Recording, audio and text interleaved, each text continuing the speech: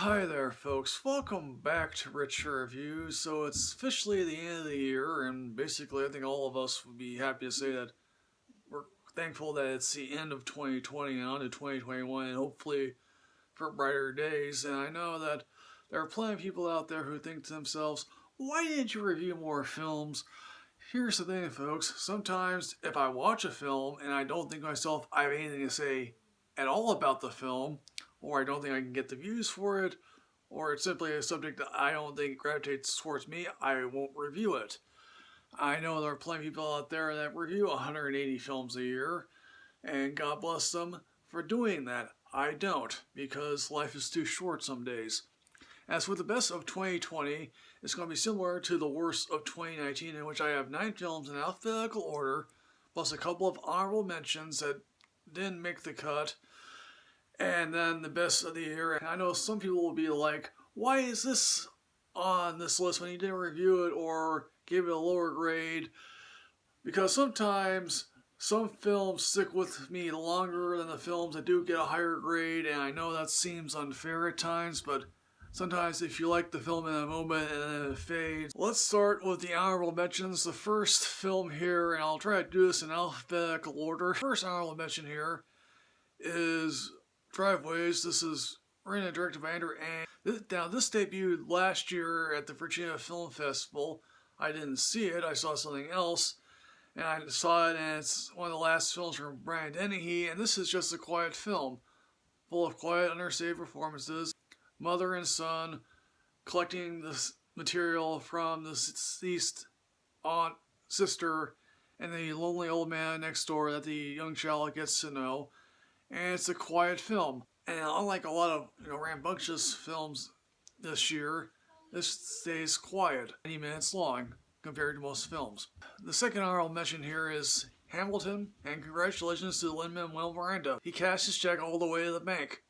And I saw this in Richmond, but I didn't see the live stage show in New York when Manuel was performing. And he should be applauded for everything he did. Next honorable mention here goes to The Platform. This was a fascinating foreign film that I saw that has the premise of, okay, it has people at the top eating and then people at the bottom might get the scraps. That's an interesting concept. If they were to remake it, it'd be a lot more bloodier.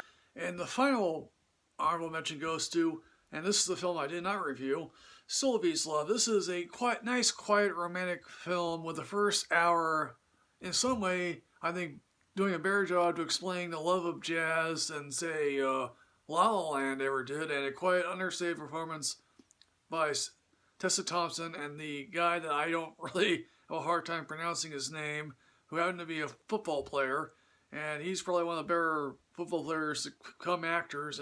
Now, on to the top 9, and then I'll proclaim what is my best of the year. First film here is 1917. I personally wish that this had won Best Picture, because let me ask you this, did anyone here actually remember so many months later what won Best Picture? Yes, it's Parasite that won Best Picture, and I'm still smarming over that. 1917 is, I think, one of the more interesting war films. We don't get a whole lot of World War I films, and this shows you trench warfare as you've never seen it. A lot of shell shock, a lot of just sadness of what that war cost a whole lot of people, and the brave heroism that 2 soldiers undertook during that period. Next on the best of 9 here list is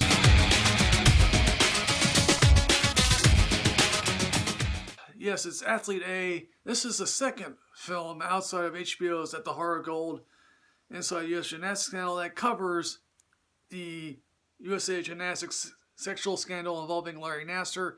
This time around, this involves the, Indianapolis Star reporters who will break the story. I'm not going to completely go into this review again. There probably could be a whole narrative feature film based on this scandal, and probably wouldn't even make my top 10 because, quite frankly, sexual abuse is not all that compelling as a narrative feature. There probably are some films like that. Well, when it comes to documentary form, you just can't help but wonder, why did so many people just walk away? They wanted to chase gold. My next one here happens to be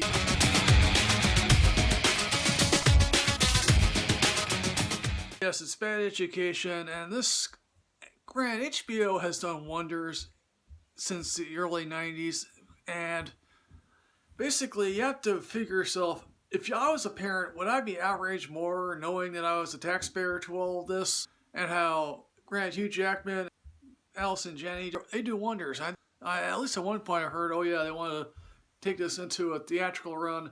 It's not that, but hey, look, I was deeply interested from the first shot to the last coda of this that, oh yes, they're still collecting their pensions. It's just the snappiness of the dialogue and the rousing nature of the fact that yes, kids can in fact change anywhere they go. My next film here is another documentary, Class Action Park, and this basically tells you the story of how one park and just how this park lives long in the memories of those who actually went there. If I were a kid of the 80s, actually growing up in the 80s and witnessing the 80s, I would go to this park. I wouldn't want to have the experiences of dying in this park, but I would definitely go to this park, and I know someone who actually went to this park and actually experienced some of the things or witnessed some of the things that actually happened. Imagine if all this stuff happening at Disney. Would Disney still be around? Probably not. I know Johnny Knoxville made a fictionalized version of this story a while back. No one saw it. My next film here is... And yes, this is a film that I didn't review, but I found myself thinking more about this film as the year went on. This film is called Clemency. This also premiered last year at the Virginia Film Festival, and it's made its way onto streaming services earlier on in the year. You know that Michael B. Jordan film about the lawyer was uplifting. This tells you the sort of downside of everything. How the death row and basically the preparing of death row and preparing for executions takes a lot out of everyone. And quite frankly, they just show you that this is not a pro-death penalty movie. This isn't an anti-death penalty movie. It's just a sadness overall, and that's what I love about it. My next film here is...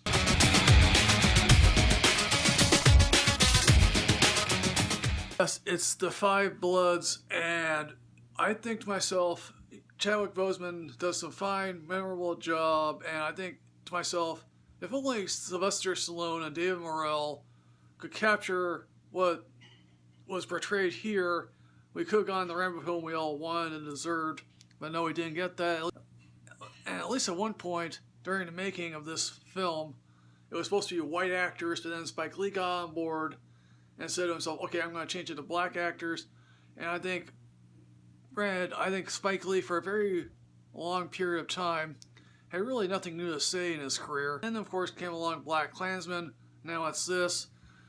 And I hope to see what he does next time around.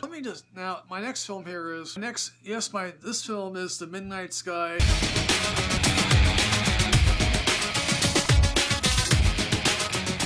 Ordinarily, in most years, The Midnight Sky would probably hang around the bottom edge of honorable mentions, but this is not a particularly ordinary year in which a lot of films got moved back or went to streaming services or just was never found out about. Sky is a quiet film full of big ideas and, again, some space stuff that I actually happen to really enjoy. Probably one of George Clooney's finest directing jobs outside of Good Night and Good Luck.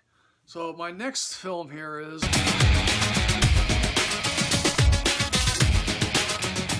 One Night in Miami.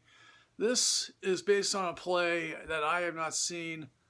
Well, I saw this at the Virginia Film Festival. It was obviously a outdoor screening, although I had seen it in my car.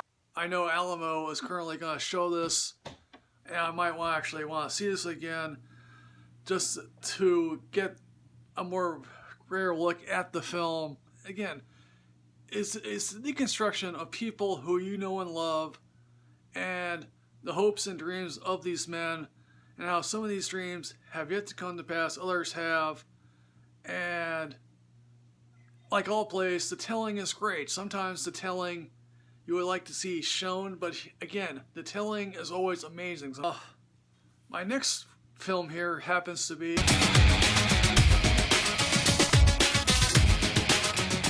Yes, my next film happens to be Slay the Dragon. This is an optimistic look at people who are trying to take on the system to outlaw gerrymandering.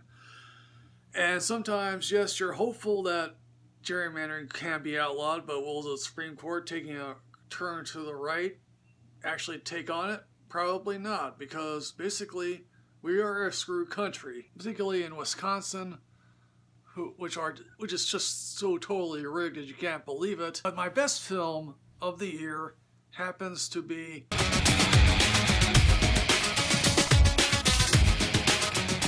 My best film of the year, to me, is Be Water. This comes from, once again, the 30 for 30 series from ESPN.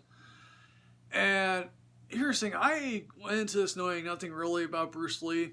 Now, I think some of the best subjects from 30 for 30, whether it be OJ, whether it be The Last Dance from Michael Jordan, even a film called Broke, or even about the USFL, it's a good one, tells you the story of Bruce Lee and how it deconstructs the myth that is Bruce Lee. Because Bruce Lee was first and foremost a man. And his films, he literally had to go overseas to become famous. And how his films have become immortalized, and people can clearly think to themselves, okay, I can do Bruce Lee. For a refreshing change of pace, that a couple of talking heads occur at the end of the film. That's what should be deeply appreciated about this. So in the end, folks, that's my top 10 of the year. And I'll be taking a significant break, and I'll be back sometime in 2021 reviewing more films, TV shows that I happen to want to review for you guys. I don't know how much longer I'll review films, because quite frankly, my life is much more interesting than reviewing movies, and I got a whole lot of books that I want to read. So folks, what is your top 10? Please put that in the comment box here below here, folks. As always, folks, like, comment, subscribe, enrich yourself with knowledge. I'll see you next time, folks. I'm at Michael Richard Reviews too. See you next time.